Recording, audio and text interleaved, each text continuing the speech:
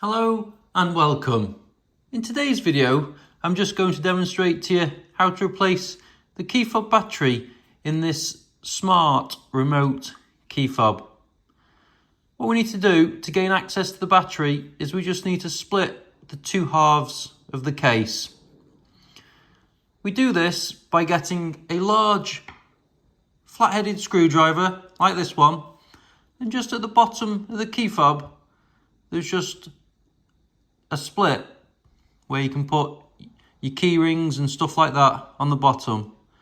So you just put your blade of the screwdriver in, and you just give it a twist like so, and it splits the two halves of the case, and there is your key fob battery. Now you just get a smaller screwdriver and just simply prise it from its housing.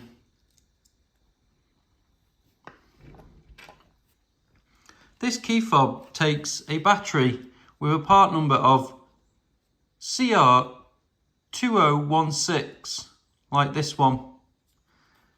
We just simply get our new battery and we just pop it back into the housing.